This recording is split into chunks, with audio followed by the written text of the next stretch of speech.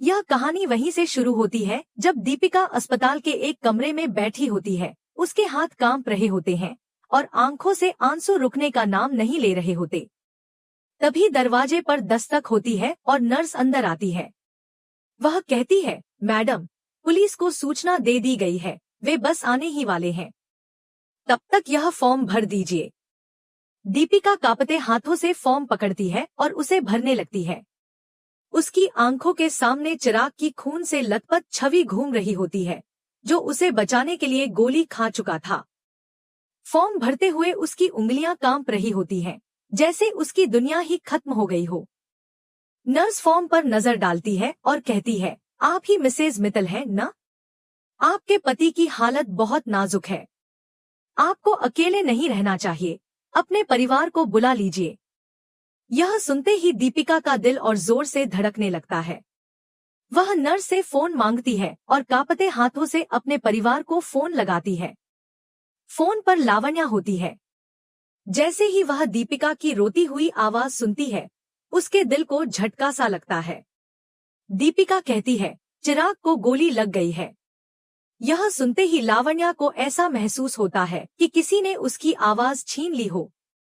वह कुछ बोलने की कोशिश करती है, लेकिन शब्द गले में ही अटक जाते हैं। घरवाले उसके पास आकर पूछते हैं कि क्या हुआ, लेकिन वह बस कांपते हुए धीरे से कहती है, चिराग को गोली लग गई। यह सुनते ही पूरा परिवार घबरा जाता है और सभी तुरंत अस्पताल के लिए निकल पड़ते हैं। इधर पुलिस भी अस्पताल पहुंच चुकी होती है। पुलिस अफसर दीपिका से पूछताछ करने लगते हैं। दीपिका कांपती आवाज में बताती है, मिस्का मुझे मारने आई थी, लेकिन चिराग ने मुझे बचा लिया और खुद पर गोली ले ली। उसकी आंखों से लगातार आंसू बह रहे होते हैं और वह मुश्किल से खुद को संभाल रही होती है।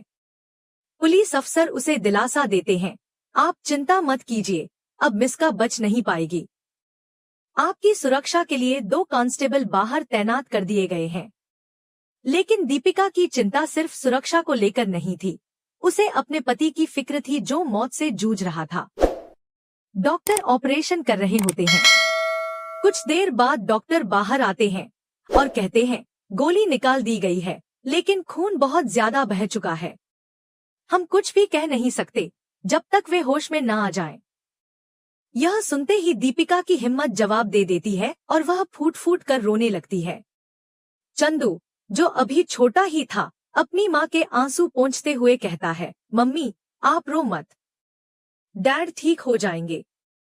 हम भगवान से प्रार्थना करेंगे ना। उसकी मासूमियत भरी बातें सुनकर दीपिका की आंखों से आंसू और तेजी से बहने लगते हैं।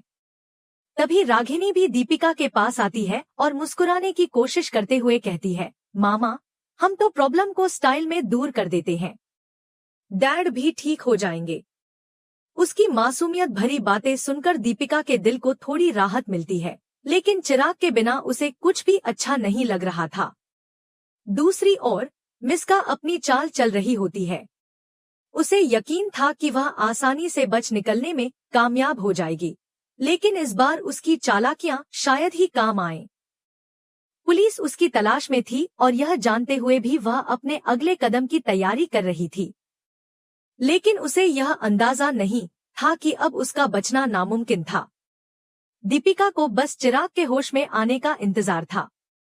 वह अपने आंसुओं को रोकने की कोशिश कर रही थी, लेकिन जैसे ही ऑपरेशन थिएटर का दरवाजा खुला, उसका दिल जोर से धड़क उठा।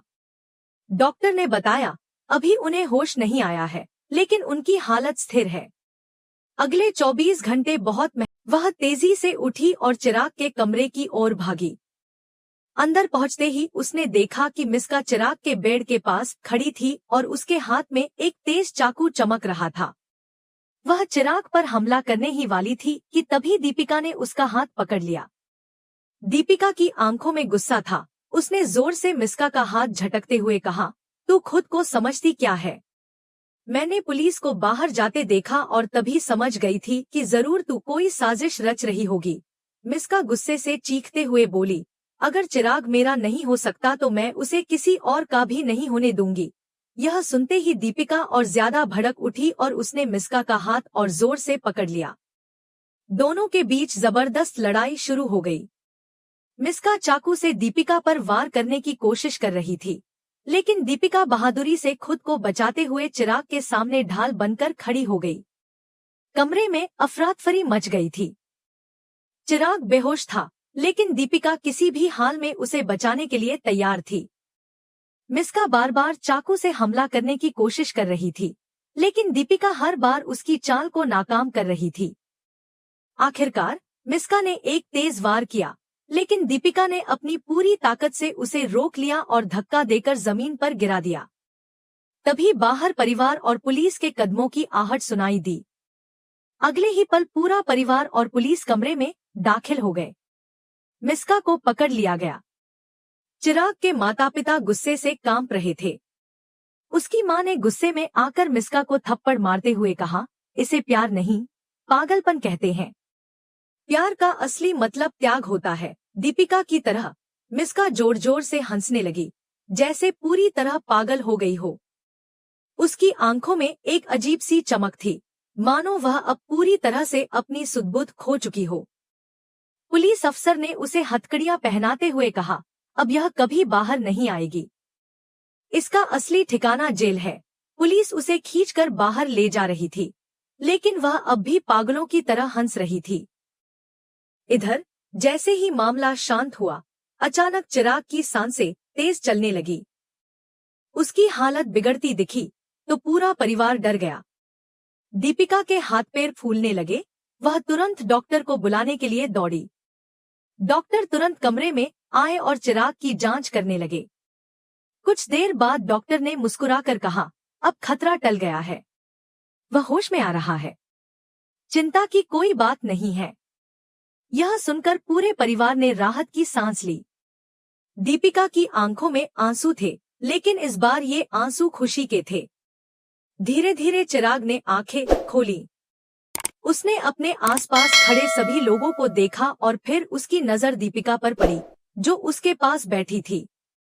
वह मुस्कुराया और धीरे से कहा, तुम्हें याद है, मैंने तुम्हें एक गिफ्ट दिया था। दीपिका ने हैरानी से उसकी ओर देखा और पूछा, कौन सा गिफ्ट? चिराग ने हल्की हंसी के साथ कहा, आज उसका रिटर्न गिफ्ट चाहिए। दीपिका मुस्कुराई, उसकी आंखों में प्यार और खुशी झलक रही थी। उसने चिराग का हाथ थाम लिया और दोनों की आंखों में एक नई शुरुआत की चमक थी।